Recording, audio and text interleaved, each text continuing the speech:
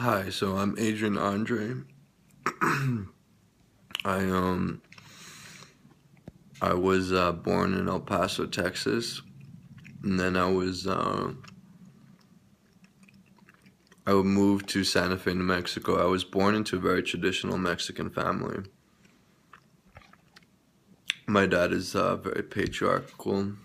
You know what I'm saying? He has a very traditional Mexican Don uh, patriarchal patriarchal demeanor. You know, he's the patriarch of the family for what it's worth. I was raised in that type of atmosphere.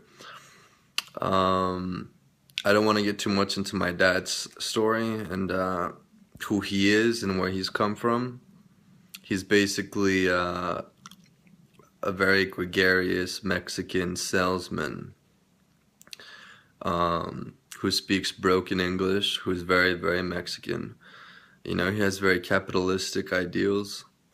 He's also very manly. You know what I'm saying? The guy's a man's man, if you will. And so I pretty much come from that type of family, and my dad is that type of man. And when I was younger, I was kind of like this very flamboyant kid, you know. But for whatever reason, my mom and dad kind of wanted to raise me in that kind of way. Like they wanted me to be this very outgoing, precious little child. It was all special and what have you, or at least that's what I gather. And my dad, I kind of had an intuition or this thought that I was not the same as others when I was very young. When I was very young, I kind of thought that I was pretty much gay, like at the age of like 6. You know what I'm saying? I kind of just knew it. I had this intuition that I was just, you know, gay. Like I didn't think I was heterosexual at that age. And then even before or after that, shortly thereafter, me being 6 years old, I was kind of told by my brother that I had a lisp that was pretty much the most blatant indicator of being gay. And I remember being really self-conscious about that. And then I remember even being so self-conscious about that that I had to kind of adapt. Like I felt like I had to learn how to not give off those vibes at such a young age. Um, but I kind of learned that this like kind of environmental thing. It's not like conversion therapy or anything like that. But I kind of learned that I have to act a certain way in order to reassure certain people that my sexual orientation was socially tolerable or socially acceptable. But I knew that at a young age. Like I knew that I knew I was gay or at least queer at a very young age. And then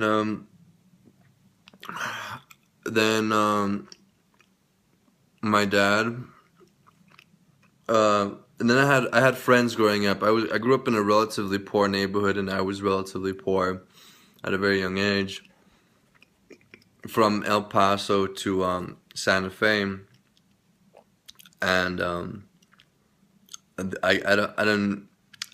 My dad was kind of not there when I was a kid. Like my mom was pregnant with me and my brother, which were twins. She was pregnant with 2 boys.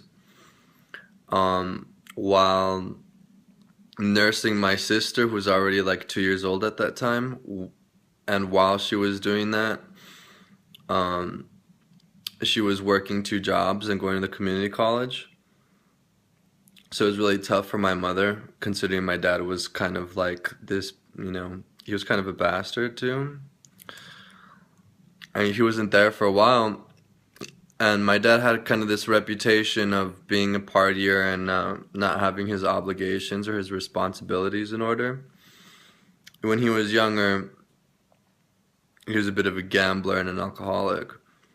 And he also got kicked out of like every single school in Mexico when he was a kid, you know, like in middle school, he got kicked out of every single school in his district or his region because he was a troublemaker, like intentionally troublemaker. He wanted to be like this clown.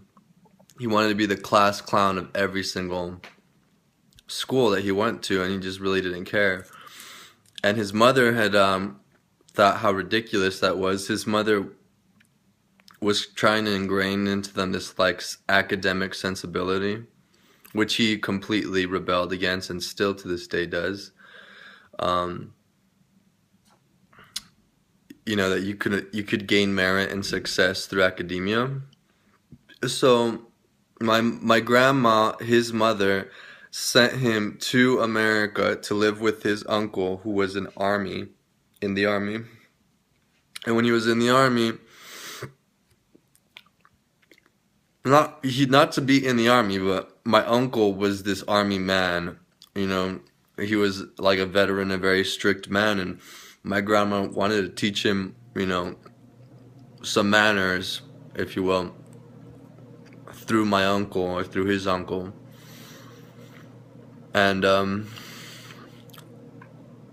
he still managed to get deported. Because he got into a fight when he was in California at the school he was attending, because these white people decided to call him some derogatory words that referred to being a Mexican at a soccer game, and he decided to shank somebody with a knife.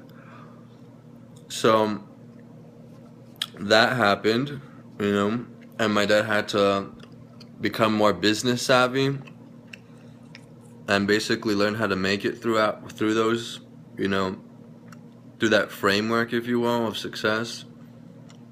Learn how to make it through business and commerce and what have you, and he did. He actually did incredibly well.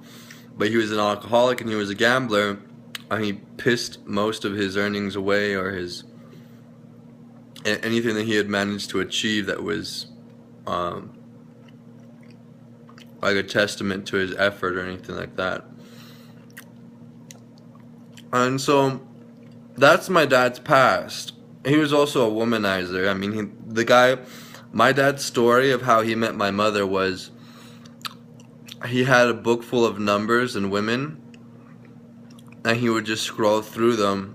One day he said, "I'm just tired of being a womanizer." I mean, he said this in Spanish though. So he basically said, "I'm tired of having sex with endless amounts of women. I kind of want to settle down." And he told him, this is his story of how he decided to marry my mother. He scrolled down all the numbers that he had and basically just randomly picked one. And then from there, he picked my mother incidentally and decided to marry her. That was his explanation of how he decided to marry my mother. She has a completely different story, and I'm not going to get into it. I mean, I don't even know it that well. But my mom has kind of managed to keep me in this delusional mindset as a child that my dad was kind of a reliable person, and my dad kind of inversely suggested my mother was a prudent, like irrational, rash woman.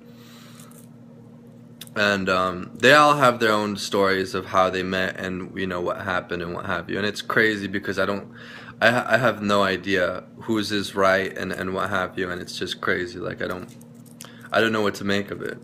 But I was raised in this very patriarchal Mexican